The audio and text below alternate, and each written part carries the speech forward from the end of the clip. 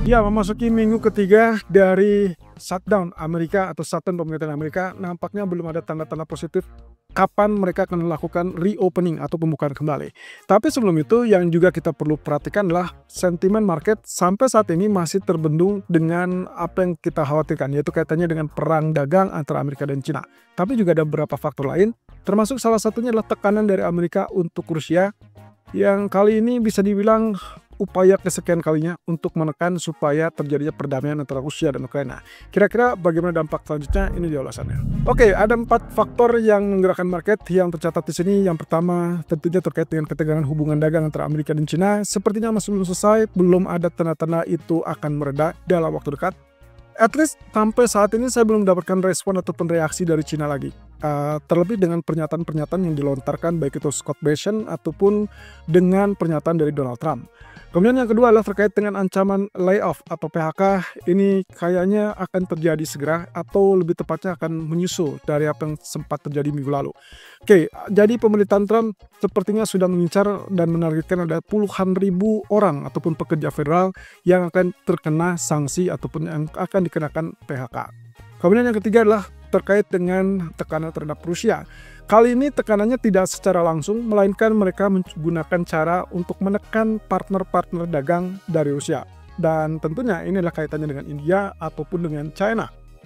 Tapi kembali lagi, setelah beberapa bulan lalu India dikenakan tarif tambahan atau tarif sekunder gara-gara tetap melakukan pembelian. Apakah kali ini India punya kondisi ataupun ya kita anggap saja memenuhi persyaratan untuk tidak melakukan itu? Sepertinya agak sulit untuk mengakui apa yang diklaim oleh Trump, tapi nanti akan kita lihat apakah posisi ini memang betul pernyataan dari India atau hanya klaim sepihak dari Trump. Dan yang terakhir adalah kaitannya dengan koalisi. Ini kaitannya dengan koalisi partai politik yang ada di Jepang.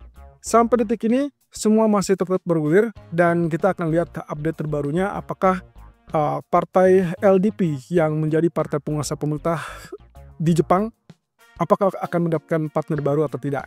Yang jelas setelah ditinggalkan oleh partner koalisi yaitu Komeito, kelihatannya ini harus urgensinya adalah segera melakukan koalisi tambahan ataupun koalisi terbaru. Supaya berikutnya bisa mengamankan posisi dari Takaichi sebagai ketua LDP sekaligus menjadi Perdana Menteri Jepang yang baru. Oke, so ceritanya sudah bergulir dari sejak 2 minggu terakhir dan kita melihat di sini posisi yang juga sangat riskan adalah kaitannya dengan ancaman untuk masalah gencatan senjata tarif yang notabene akan berakhir di tanggal 10 November. Ternyata kalau kita perhatikan dari apa yang terjadi ataupun yang berkembang selama 1 pekan terakhir atau 1 minggu terakhir, kita melihat ada tendensi bahwa sebetulnya China tidak menginginkan untuk terjadinya konflik lebih lanjut, apalagi sampai diberlakukannya tarif 100% seperti yang diucapkan oleh Trump. Tapi pada dasarnya kondisi ini justru semakin ricuh karena memang posisinya Trump ataupun bahkan Scott Bessent menilai tindakan China justru memicu perang dagang untuk global. Ini katanya dengan pelarangan atau lebih tepatnya pembatasan ekspor rare earth mineral dan sebetulnya China memiliki hak untuk tersebut. Nah, tapi yang menjadi permasalahan adalah Amerika melihat kondisi tersebut tidak fair dan menganggap bahwa China kemungkinan memicu konflik di antara semua negara. Jadi pada dasarnya yang mereka inginkan yang ditekankan kembali adalah longgarkan kebijakan tersebut, lalu kemudian 100% itu tidak akan terwujud atau tidak perlu dilakukan. Termasuk juga menurut Scott Bessent mungkin dalam hal gencatan senjata tarif itu akan diajukan perpanjangan yang lebih panjang. Artinya mungkin bukan hanya sekitar 90 hari, tapi mungkin lebih dari 90 hari. Dan itu syaratnya mutlak. China harus menghentikan atau melonggarkan kembali aturan terkait dengan rare earth mineral. Nah, pasalnya posisi yang saat ini terjadi adalah China sendiri belum merespon apa yang disampaikan baik oleh Trump ataupun Scott Bessent. Jadi kita tidak bisa mengabaikan kemungkinan tendensi memicu perang yang berkelanjutan. Apalagi 2 hari yang lalu, kalau tidak salah perwakilan dari China sudah menyatakan bahwa mereka tidak khawatir dengan ancaman-ancaman Trump ataupun Amerika, sehingga kalaupun seharusnya menjadi perang dagang, mereka sudah ready. Well, apapun itu, mereka mungkin sudah ready, tapi pasar belum tentu ready. Dan itu yang mencoba atau dicoba terlihat dari pasar indeks saham. Kalau Anda perhatikan, indeks sahamnya naik, tapi kemudian tertahan. Dan tapi penurunan pun relatif belum terlalu dalam. Jadi pada dasarnya mereka masih tunggu bagaimana reaksi dari China. Oke, kemudian terkait dengan layoff atau PHK yang kemungkinan mengancam ribuan atau bahkan puluhan ribu pegawai federal yang kaitannya dengan shutdown. Oke, kalau lihat dari sini berarti hitungannya masuk ke minggu ketiga dari shutdown dan belum ada tanda-tanda untuk terjadinya reopening. Itu sebabnya pemerintahan Trump sepertinya sudah mulai bisa dibilang mempersiapkan segala sesuatunya. Ada beberapa list yang sudah dipersiapkan dan bahkan beberapa sudah dikirimkan kepada pegawai-pegawai tersebut. Yang artinya dalam waktu dekat kita akan melihat tanda-tanda PHK tersebut terjadi pada puluhan ribu pegawai federal dan kelihatannya juga ini adalah menyasar kemungkinan tingkat pengangguran yang relatif lebih tinggi. Tapi seandainya PHK itu tidak berlanjut ataupun tidak berlalu, itu mungkin kita akan bisa dapatkan efek yang lebih positif. Nah, tapi di sisi lain, setidaknya untuk sementara waktu mereka selamat gara-gara ada keputusan dari Hakim Federal yang mengeluarkan keputusan untuk penahanan sementara upaya PHK dari pemerintahan Trump tersebut. Ya, tapi kalaupun misalkan kita lihat dari kebiasaannya, pemerintahan Trump ini kelihatannya tidak mempan untuk dihalang-halangi oleh pengadilan sedikit pun. Jadi mau tidak mau kita perlu mencermati ini dalam 1 hingga 2 minggu ke depan. Terlebih dengan aspek yang paling penting adalah shutdown belum nampak akan berakhir dalam waktu dekat. Nah, deadlock ataupun bahkan voting-voting yang terjadi berikutnya tetap akan menjadi sensitivitas yang sangat tinggi. Tapi juga kalau lihat dari apa yang terjadi di 2018, sebetulnya indeks saham ataupun bahkan emas itu tidak peduli dengan shutdown. Jadi kita akan lihat posisi dari reopening pun kelihatannya itu tidak akan sama sekali mengganggu tren yang utama dari kedua pasar. Nah, kaitannya dengan Rusia. Kalau kita perhatikan beberapa bulan lalu sebetulnya pernah ada tindakan dan ancaman terkait dengan tarif sekunder terhadap negara-negara yang membeli minyak ataupun energi dari Rusia. Termasuk di dalamnya adalah India dan juga China. Tapi seperti yang pernah kita bahas bahwa India saja itu sudah langsung dikenakan tarif sekunder 25% sehingga akhirnya membuat India terkena tarif senilai total 50%. Sementara China itu justru malah tidak sama sekali terkena dan pertanyaannya waktu itu adalah apakah Amerika cukup berani untuk melakukannya karena mereka masih tetap dalam status gencatan senjata tarif sampai ke bulan November. Nah, kalau misalkan ternyata ini sudah bergulir, maka yang selanjutnya akan kita pantau lebih lanjut adalah India sudah mengatakan oke, setidaknya itu klaim dari Donald Trump. Tapi kita akan lihat ke depan apakah akan ada penyanggahan dari India atau justru say yes. Kalau misalkan penyanggahan jelas berarti ini hanya trik dari Trump untuk menekan Rusia atau menakut-nakuti Rusia.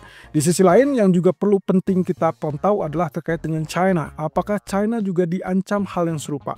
Apakah China juga akan diberlakukan hal yang serupa?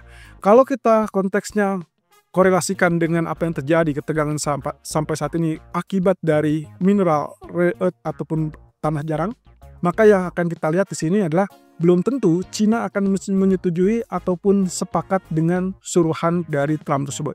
Artinya belum tentu China akan menghentikan pembelian terhadap minyak Rusia. Jadi ya ketegangan terkait dengan politik ataupun geopolitik dalam hal ini masih tetap belum jelas. Nah yang kedua ternyata juga Amerika tidak hanya India dan China, melainkan juga melalui Menteri Keuangan Scott Bessent, mereka juga mencoba untuk menekan kepada Jepang untuk hentikan pembelian minyak Rusia. Ya, kalau Jepang saya rasa masih cukup oke ya untuk manut kepada Amerika. Tapi China kelihatannya untuk ke depan belum tentu akan kita dapatkan kabar yang bagus dari China. Well, at least untuk sementara waktu, ketegangan demi ketegangan itu akan kita catatkan sebagai ketidakpastian geopolitik. Oke, terkait dengan koalisi baru, sepertinya kabar terbaru tadi yang saya sempat baca adalah LDP menemukan partner koalisi baru dan itu adalah partai JIP atau Japan's Innovation Party. Jadi kalau misalkan kita lihat dari apa yang sudah terjadi dalam 1 minggu terakhir, ada kondisi di mana partai LDP ini ditinggalkan koalisinya dan itu adalah Komeito. Padahal Komeito ini sudah menjalin relasi atau koalisi dengan LDP sepanjang 26 tahun. Jadi bayangkan dengan konteks bahwa terjadi perdebatan ataupun perbedaan pandangan, ini kaitannya dengan masalah donasi ataupun ya kita lihat dari anggaran yang disumbang oleh beberapa perusahaan untuk dalam hal koalisi. Nah, ternyata LDP tidak menyanggupi ataupun tidak sepakat dengan permintaan Komeito untuk memperketat aturan tersebut. Alhasil Komeito memutuskan untuk pergi dari koalisi dan itu akan mengancam posisi LDP, di mana biasanya kalau LDP sudah berkoalisi dan akhirnya memiliki suara penuh di dalam parlemen, otomatis siapapun ketua LDP-nya akan langsung diangkat sebagai Perdana Menteri. Tapi untuk saat ini, dengan kondisi Komeito sudah keluar, maka LDP perlu partner koalisi baru untuk memperkuat posisi tersebut.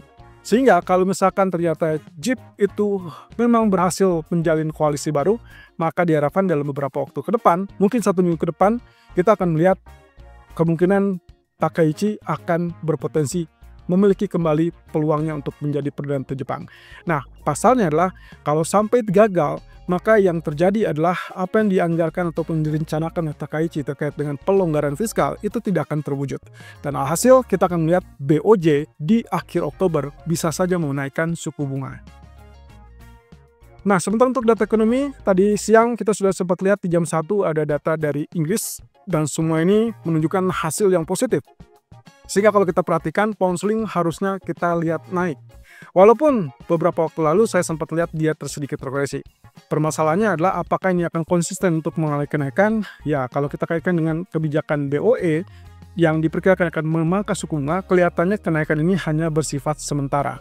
Dan juga ada bayang-bayang dari efek dari pelemahan US dollar. Tapi kalau misalkan US dollar kembali menguat, maka hati-hati kemungkinan pound sterling kembali ke titik awal di mana fundamentalnya sangat memungkinkan untuk terjadinya penurunan.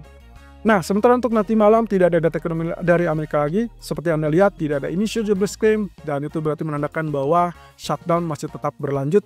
Dan posisinya yang paling utama digantikan oleh pidato ataupun pernyataan para pejabat Fed. Walaupun saya agak ragu bahwa pernyataan-pernyataan kali ini relatif mengisyaratkan terkait dengan dukungan ataupun bicara tentang kebijakan moneter. Tapi apapun itu, yang paling disorot akan ada kepada Waller sebagai calon pengganti ketua Fed Jerome Powell. Lalu kemudian kita akan lihat nanti malam juga ada Christine Lagarde. So, dari pernyataan-pernyataan tersebut mungkin saja salah satunya bisa mendongkrak ataupun bahkan menggerakkan market.